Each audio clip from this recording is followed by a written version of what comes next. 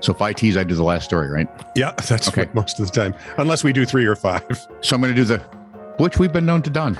Yes. Yep. For those of you who are mathematically challenged, like, subscribe, or follow 3 things. This is truly news. Oh, wait. If you're listening to me, you already know that you're liking, subscribing, and following. This is true, really. Mm-hmm. And probably under a doctor's care. Not our problem. No, we don't care. No judgment. That's a you thing. No judgment. You be you. Which, by the way, is the dumbest ass thing anyone ever came up with. You be you, and I'll be Malcolm the Truck. What? Nobody can be Malcolm the Truck. You have to be Thomas the Tank Engine. No, that would be a train, you bozo. Ah, Malcolm. Nice orange hair. Did I tell the folks that are listening they should probably have their friends and family listen and subscribe and follow and all that stuff too? Like, everybody at the asylum. Follow all of them. Every floor. Talk to the little guys in the white coats. Tell them you won't act up as much if they give you tapioca pudding and they listen to the Sister of Really News. I like tapioca. They can find their favorite pod places. Sheila. This is True, Really News with Scott Combs and Tony Vercanis. All the news you're about to hear is true. Really? As far as you know. Thieves in Akron, Ohio, who stole an entire 58-foot bridge last month, have left the police flabbergasted. Truly, the police said, their gastads have rarely been this flabbered. I hate you. Officials say they have not heard anything that large being stolen ever.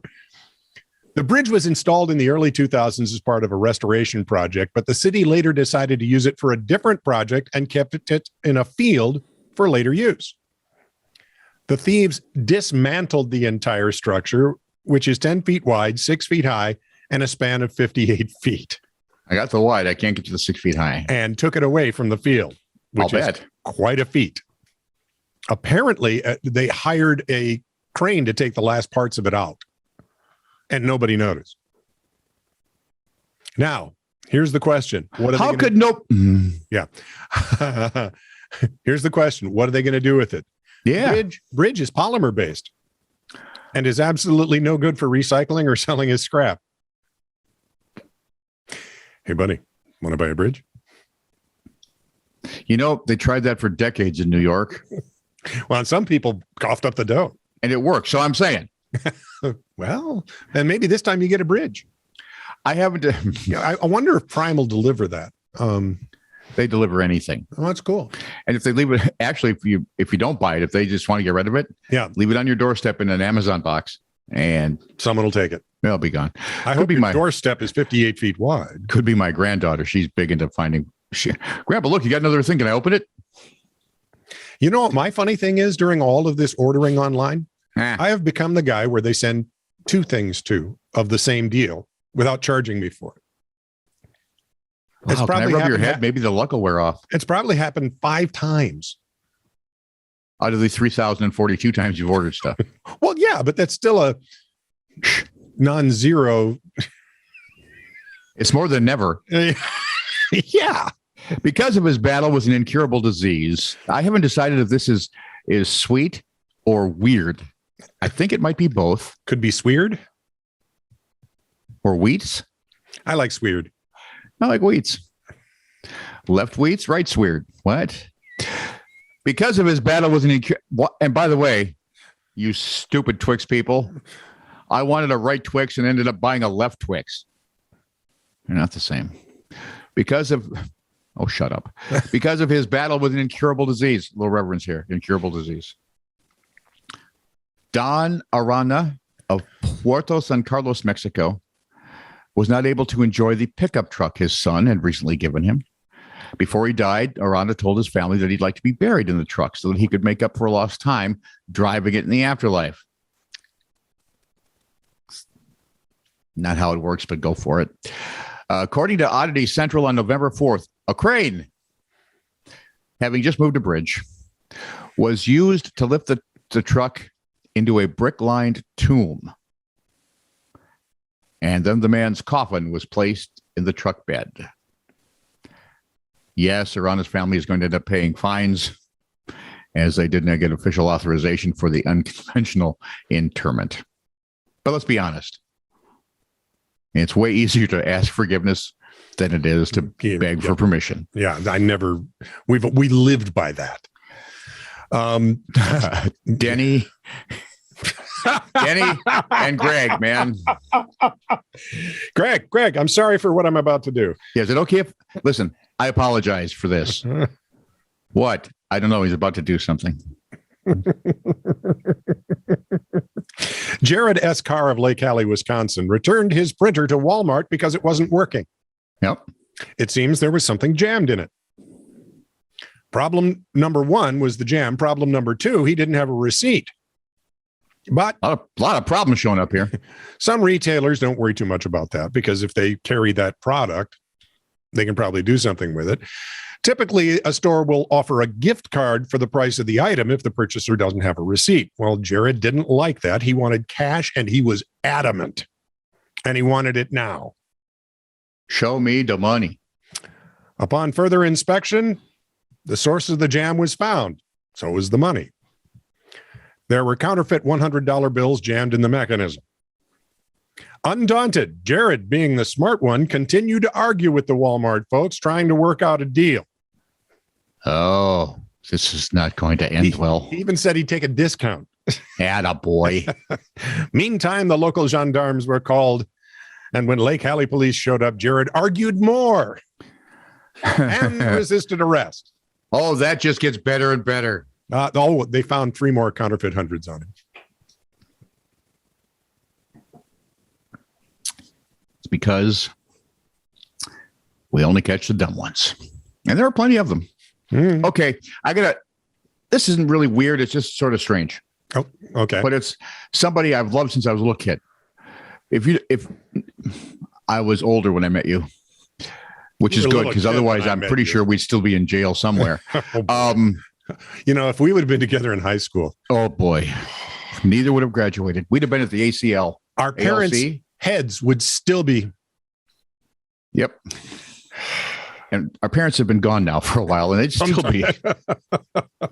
We can't get him to stop, sir. It's a muscle thing. It'll stop in a few hundred years. You remember when we called the chaplain and my mother one day on my birthday to thank Mom for not chasing Dad out of bed that night? We woke my parents up. So if you're a baseball fan, they never mentioned. No.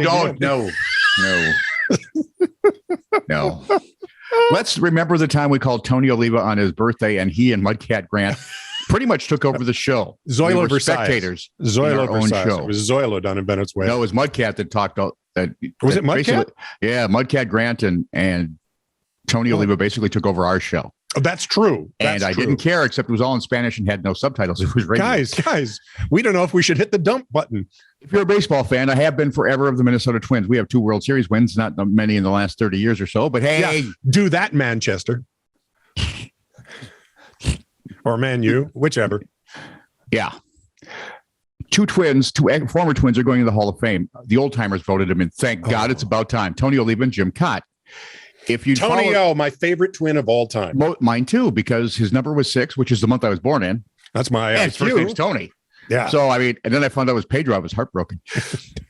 Change your name. To this day, nobody calls him Pedro. He's still his brother, Tony. I'll bet his wife calls him Tony.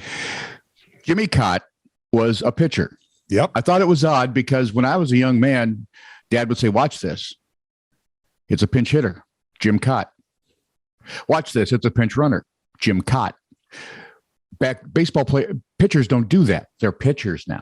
Right. Kitty could do it all. Yeah. He played 25 years in the majors, played on, if I remember right, played on 6 different teams. Yeah. 283 wins, 16 Golden Gloves. And his only 2 big injuries were not his arm. I mean, this kid was durable. His only 2 injuries happened while running the bases. I was thinking just that. Okay. Yep. Kitty is 83. He and Tony O go into the Hall of Fame in the next induction, about time. Yep. The reason I found this odd and or strange and, well, maybe quirky. Would quirky work? Yeah. Kitty is also a golfer. And I love golf. As much as I loved watching him play, and as much as I loved listening to him when he does his commentary, because he's very good, even still at the tender age of 83. Kitty made history back when he was 75 years old. So what, 8 years ago? Yeah. And I never heard this until now. Jim Cott, as far as we know, became the first player on the planet to ever shoot his age left-handed and right-handed. No. True. Oh, so true. I had no idea he was. I mean, he was great. What happened was he loved golf, right? Yeah. But he said he came up with some short game yips. So PGA Pro said, why not, around the greens, try it right-handed for a while. So to this day, Kitty, when he plays left-handed, has more power, but when he plays right-handed, he's much more consistent. And wowzers. And he says that set of golf clubs is weird. And he also said, imagine his caddy, the poor caddy, because he'll do it during a round. Yeah. Oh, yeah. Hitting some shots left-handed, some shots right-handed. Does he have to carry 2 bags? Because he can only have 14 clubs. As time's gone on, though, he is like most everyone. He says he rarely shoots his age anymore. The quote is, body just doesn't do what you want it to at 83. Kitty? Yeah. Cheers, man. This is true, really news. Send email to TiTR@netradio.network.